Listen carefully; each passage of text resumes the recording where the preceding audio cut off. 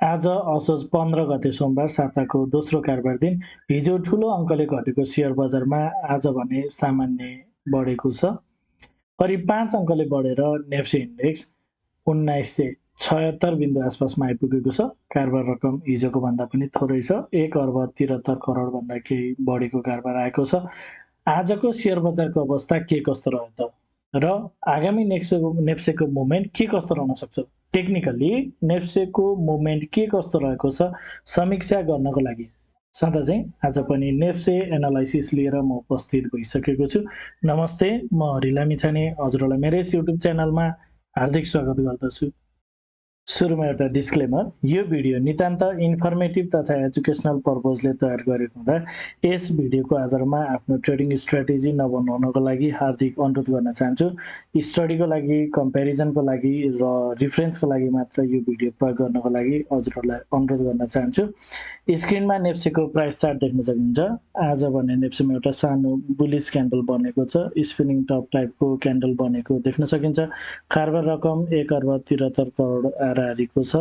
Market participation एकदम घट्दो क्रमै देखिएको छ, 2 अर्बभन्दा कमको कारोबार देखिएको छ पछिल्लो समय र बजार चाहिँ एउटा माथितिर एउटा जान खोजिरहेको थियो। माथि अपस्विङ लिने क्रममा बजारले चाहिँ त्यति ठुलो इम्पल्सिभ मुभ दिन सकेन।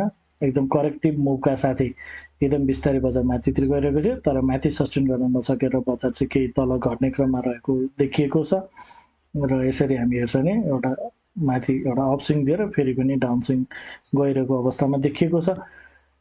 अब 5 मिनट्स टाइम फ्रेममा हेरौँ आजको बजार के कस्तो रह्यो भनेर। बजार ओपन भयो लगतै सुरुवाती चरणमा नै तेज तल आएको देख्न सकिन्छ। 14-15 पोइन्ट बजार फल भइसकेपछि भने बजार केही माथितिर जाने प्रयास गरेको देख्न सकिन्छ र बजारले आज एउटा लोएस्ट पोइन्ट क्रिएट गरिसक्यो भने लोएस्ट पोइन्ट क्रिएट गरिसकेपछि भने बजारले एउटा अप ट्रेन्डको च्यानल नै क्रिएट गरेको देख्न सकिन्छ र एउटा लो लगाइसकेपछि बजार माथितिर जाने क्रममा देखेको छ। र 5 मिनट्स टाइम फ्रेम यदि हामी हेर्छौँ भने बजारले चाहिँ एउटा लो लगाएर एउटा यो जुन हिसाबको फल भइरहेको छ र यो करेक्सन कम्प्लिट गरेर अब बजार फेरि पनि माथितिर जान खोजेको रूपमा चाहिँ हामी हेर्न सक्छौँ र अहिले माथितिर चाहिँ एउटा राम्रो च्यानलका साथ माथितिर चाहिँ जान खोजेको जस्तो देखिएको छ र एउटा लो लगाइसकेपछि मार्केट चाहिँ अप ट्रेन्डको च्यानल क्रिएट गरेको हामी देख्न सक्छौँ। आजको हाईलाई पार गर्दै अझै बजार माथि लाग्छ भने थप राम्रो हुने हामी बुझ्न सक्छौँ। अब 15 मिनट्स टाइम फ्रेम हेरौँ। 15 मिनट्स टाइम फ्रेममा बजारले चाहिँ जुन माथिबाट तल आउने क्रममा जुन लेभलबाट चाहिँ बजार माथि 1975 देखि 1973 को लेभलबाट बजार 1975 देखिबाट 1960 को लेभलबाट जुन बजार चाहिँ माथितिर जान सक्छ भन्ने कुरा थियो। बजारले चाहिँ त्यो लेभललाई चाहिँ ब्रेक गरेर बजारले जुन अन्तिममा रहेको एउटा क्यान्डल छ र अन्तिम लोएस्ट पोइन्टबाट लगभग 1953 आसपासबाट चाहिँ बजार माथितिर चाहिँ फर्किएको छ र यो यसरी घटिरहेको बजार यो एउटा लो चाहिँ कन्फर्म गरेको छ र बजार चाहिँ केही माथितिर जान खोजेको जस्तो हामी देख्न सक्छौँ। 15 मिनट्स टाइम फ्रेममा बजार चाहिँ एउटा डाउन ट्रेन्डको च्यानल छ, यो लो भन्दा यो लो तल, त्यसै गरी यो लो भन्दा यो लो तल एउटा लोवर लोको च्यानल बनाउँदै बजार तलतिर आएको हुनाले जबसम्म बजारले यो हाईलाई पार गर्दैन, विशेष गरी 1926लाई पार गर्दैन, तबसम्म चाहिँ बजार फेरि पनि लोवर हाई नै क्रिएट गरेर बजार चाहिँ तलतिर जान सक्छ भनेर हामीले हेर्न सक्छौँ। जस्तै अब बजारको लागि चाहिँ यहाँबाट माथि जाने क्रममा बजारको लागि 1983 देखि 2004 सम्म बजारले चाहिँ कुनै पनि लेभलबाट चाहिँ यसरी फेरि पनि तल गएर अर्को नयाँ लो चाहिँ फर्मेसन गर्न सक्ने हामी त्यसरी हेर्न सक्छौँ। यो भनेको हाम्रो एउटा एनालाइसिस रहेको छ।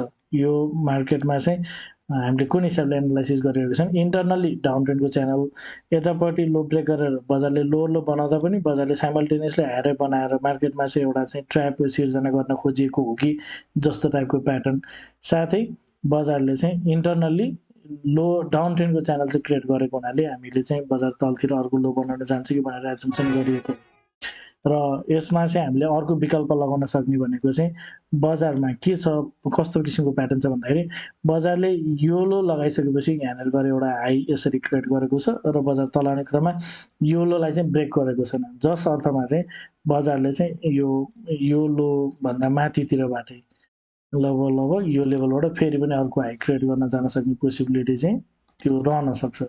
अब यो किसिमको प्याटर्न बन्नको लागि चाहिँ बजारले चाहिँ यो हाईलाई पार गर्नुपर्ने हुन्छ। त्यो बिचमा पनि हामी अगाडि नै यदि हेर्छौँ भने यदि 15 मिनट्स टाइम फ्रेममा पनि यदि स्ट्रक्चर चाहिँ पोजिटिभ स्ट्रक्चरका साथ यदि बजार माथितिर लाग्छ भने त्यसपछि चाहिँ त्यसलाई चाहिँ हामीले एउटा चाहिँ माथितिर जान सक्छौँ हामीलाई। अहिले चाहिँ जस्ट बजार चाहिँ एउटा माथितिर गइरहेको छ। अब कस्तो किसिमको च्यानल चाहिँ फर्मेसन हुन्छ त्यो फर्मेसन भएको च्यानल अनुसार चाहिँ हामीले बजार माथितिर जान्छ वा जस्ट माइनर पुलब्याक दिएर फेरि अर्को लो खोज्न चाहिँ तलतिर जान्छ भन्ने हेर्नेछौँ। अहिलेको लागि एउटा लो लगाएर बजार चाहिँ पुलब्याकको लागि नै माथितिर गइरहेछ। पहिलो टार्गेट पनि 1983 देखि 2004 सम्म चाहिँ रहेको कुरा हजुरहरूलाई सेयर गर्न चाहन्छु। आवरली टाइम फ्रेममा बजारले चाहिँ आवरली टाइम फ्रेममा पनि यो लो ब्रेक गरेको छैन। बजार स्टिल यो एउटा चाहिँ यो टप र यो लो एउटा चाहिँ रेन्जभित्र नै खेलिरहेको छ। यहाँ जुन एउटा लो क्रिएट गरेको थियो र हाई क्रिएट गर्यो त्यो बिचमा नै बजार चाहिँ खेलिरहेको छ। र यसरी हिजो घटिरहेको बजार आज चाहिँ केही माथितिर जाने प्रयास गरेको छ र केही माथितिर जान सक्ने अब यो क्यान्डल्सहरू हेर्दा माथितिर केही जान सक्ने पोसिबिलिटीहरू मार्केटमा रहन सक्छ। र हामीले हेरिरहँदाखेरि चाहिँ इन्टरनल्ली बजार चाहिँ मुभ गरेको छ। यो लो र यो हाईको बिचमा नै बजार मुभ भइरहेको छ। ओभरअलमा बजारले यो हाईलाई पार गरेको भए चाहिँ 2050 लाई पार गर्दै यदि माथि लागेको भए चाहिँ अप ट्रेन्डको च्यानल क्रिएट गर्थ्यो। तर बजारले चाहिँ यो हाईलाई पार नगरिकन तलतिर आएको हुनाले चाहिँ बजारमा चाहिँ यो लोवर हाई 2040 को लोवर हाई चाहिँ बनेर बजार चाहिँ अर्को लो खोजी गर्न तलतिर जान सक्छ कि भनेर हामीले यो हिसाबले चाहिँ हामी हेर्न सक्छौँ। यसरी चाहिँ बजार मुभ हुन्छ कि भनेर हेर्न सकिन्छ। अहिले चाहिँ जस्ट रिसेन्ट एनालाइसिस गर्ने हो भने रिसेन्ट क्यान्डल्सहरू हेर्दा बजार केही माथितिर जाने प्याटर्न चाहिँ देखिएको छ। त्यसै गरी डेली टाइम फ्रेममा हिजो एउटा ठुलो बेरिस क्यान्डल बनेको थियो र हिजो बनेको एउटा बेरिस क्यान्डलमा चाहिँ जुन घट्ने क्रममा चाहिँ आज ब्रेक लागेको जस्तो हामीले बुझ्न सक्छौँ। यो ट्याक्कै सिमिलर टाइपको क्यान्डल अगाडि पनि फर्मेसन भएको थियो। यहाँ हजुरहरूले हेर्न सक्नुहुन्छ ट्याक्कै योभन्दा अगाडि पनि यही टाइपको क्यान्डल चाहिँ फर्मेसन गरेको थियो र यसरी ठुलो फल भइसकेपछि बजारले यहीँनिर एउटा रिभर्सलको क्यान्डल क्रिएट गरेर बजार चाहिँ माथि पनि लागेको थियो। सो यो जोनमा चाहिँ यो क्यान्डलमा पहिला डिमान्ड क्रिएट भएको हुनाले सो अहिले पनि फेरि त्यही लेभलबाट चाहिँ केही डिमान्डहरू चाहिँ क्रिएट हुन खोजेको छ र यसले केही बजार माथितिर रिभर्स हुन्छ भन्ने खालको इन्डिकेसन चाहिँ दिइसकेको छ। लोवर टाइम फ्रेममा बजारले चाहिँ एउटा अप ट्रेन्डको च्यानल चाहिँ क्रिएट गरिसकेको छ। केही माथितिर जाने खालको इन्डिकेसन चाहिँ प्राप्त गरिसकेको छ। तर यसले कति माथि लैजान्छ भन्ने खालको कुरा चाहिँ हामीले हेर्नुपर्ने हुन्छ। यदि लोवर टाइम फ्रेमको सप्लाई जोनहरू चाहिँ बजारले ग्राब गर्दै माथितिर लाग्छ भने त्यसपछि बजारले चाहिँ यतातिर चाहिँ माथि जाने क्रममा चाहिँ यदि माथि लाग्छ भने चाहिँ खासै त्यस्तो कुनै पनि किसिमको बजारमा अल्झिने खालको पोइन्ट्सहरू स्ट्रङ सप्लाई जोनहरू चाहिँ नरहेको कुरा हामी हेर्न सक्छौँ। बजारमा यो सबै लिक्विडिटी हो।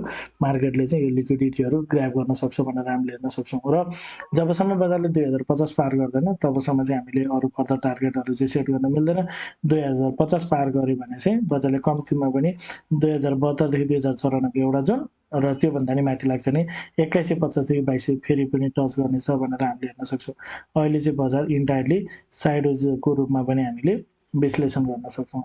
आजको क्यान्डल आज एउटा बुलिस क्यान्डल बनेको छ। आजको क्यान्डलले चाहिँ बजार केही माथितिर जान सक्ने जुन घटिरहेको बजार छ घट्न छोडेर अब चाहिँ केही माथितिर चाहिँ मुभ हुन सक्ने हामी देख्न सक्छौँ। यसको इफेक्टले भोलिको सुरुवाती चरणमा चाहिँ बजारमा केही हरियाली देख्न पाइन्छ। त्यसको कन्टिन्युसन चाहिँ हामीले लोवर टाइम फ्रेमबाट नै प्रिडिक्सन गर्न सक्छौँ।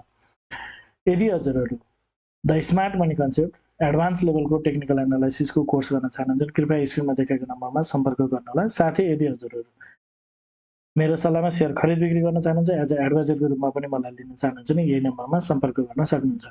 9863805867 यो नम्बरमा हजुरले कल मेसेज अथवा व्हाट्सएप गर्न सक्नुहुनेछ। अब कन्क्लुजन त बुझौँ। 5 मिनट्स टाइम फ्रेममा यो जुन घटिरहेको छ घट्ने क्रममा चाहिँ घट्ने क्रम सकिएको र बजार चाहिँ माथितिर जान खोजेको जस्तो देखिएको छ। अप ट्रेन्डको च्यानल देखिएको छ 5 मिनट्स टाइम फ्रेममा। त्यसै गरी 15 मिनट्स टाइम फ्रेममा पनि एउटा लो लगाएर बजार चाहिँ माथितिर जान खोजेको छ। तर जबसम्म बजार 2000 26 भन्दा तल रहन्छ तबसम्म चाहिँ बजार पुलब्याकको लागि मात्र गएको हुन सक्ने हामी यो इन्टरनल मुभ अनुसार चाहिँ हेर्न सक्छौँ। ओभरअलमा चाहिँ बजार स्मुथ देखिन्छ, फाइनै देखिन्छ, यो लोलाई ब्रेक गरेको छैन, सो मार्केट राम्रै देखिएको छ। सो नेक्स्ट एटर्न बजारहरूले यो सप्लाई जोनमा चाहिँ के कसरी रियाक्ट गर्छ त्यो अनुसार चाहिँ हामी अगाडि बढ्न पर्ने हुन्छ। 1983 देखि 2004सम्मको लेभललाई चाहिँ हामीले महत्त्वपूर्ण तरिकाले हेर्नु पर्यो। विशेष गरी यो 2004 को लेभललाई पार गऱ्यो भने चाहिँ माथितिरको सप्लाई जोन चाहिँ कमजोर हुन्छ र यसलाई ब्रेक गर्न सक्ने पोसिबिलिटी चाहिँ बढ्न सक्छ। यसरी माथि जाने क्रममा बजारले चाहिँ यो 2004 लाई पार गर्यो भने चाहिँ विशेष गरी बजार चाहिँ यो माथिको जोनहरुमा यो माथिको लेभलहरुमा चाहिँ नअड्किन सक्छ। त्यतातिर चाहिँ त्यसलाई चाहिँ सजिलै ब्रेक गर्न सक्छ कि भनेर हामीले यसरी जान्छ कि भनेर हामीले हेर्न सक्छौँ। आवरली टाइम फ्रेममा बजार ओभरअल साइडवेज, त्यसमा पनि बजार चाहिँ यसरी केही तल आएको बजार केही माथितिर गइरहेको छ। यो लो कन्फर्म पनि भइसकेको छ। इन्टरनल स्ट्रक्चर छ, यो लो र यो हाईको बिचमै चलिरहेको छ। र डेली टाइम फ्रेममा हामीले हिजो अस्ति कुराकानी गरे जस्तै जुन अगाडि एउटा डिमान्ड क्रिएट भएको क्यान्डल छ, सो त्यही क्यान्डलमा आएर बजारले चाहिँ केही रिएक्सन गरेको छ। अब यदि आगामी दिनमा चाहिँ बजारले 2004 को लेभललाई विशेष गरी हामीले हेऱ्यो भने ट्याक्कै यही क्यान्डल हुन्छ, यो क्यान्डललाई पार गऱ्यो भने चाहिँ बजार माथितिर जान सक्छ। र एजुम गरौँ यदि बजार चाहिँ माथि जाने क्रम 1993 लाई टच गरेर बजार चाहिँ यदि फल हुन्छ भने बजार चाहिँ अब आउने क्रममा यो लोमा चाहिँ स्टेबल नहुन पनि सक्छ। सो बजार चाहिँ भोलिको दिनमा कस्तो मुभ गर्छ त्यो हेर्न चाहिँ जरुरी छ। बजार चाहिँ अब भोलिको दिनमा के कस्तो रहन्छ हामी लाइभमा पनि छलफल गर्नेछौँ लाइभ सेसनमा। ओके ल, हजुरहरूलाई मेरो भिडियो के कस्तो लागिरहेछ कमेन्टमा जानकारी गराइदिनु होला। भिडियो मन परेको छ, उपयोगी भइरहेको छ, भिडियोले हजुरहरूलाई केही सहयोग पुर्याइरहेको छ भिडियोमा एक लाइक भने अवश्य गरिदिनु होला। साथै च्यानलमा नयाँ हुनुहुन्छ पहिलोपटक हेर्दै हुनुहुन्छ र अहिलेसम्म पनि च्यानल सब्स्क्राइब गर्नुभएको छैन भने च्यानल सब्स्क्राइब गरिदिनु होला भन्न चाहन्छु। हवस् त, धन्यवाद, नमस्ते।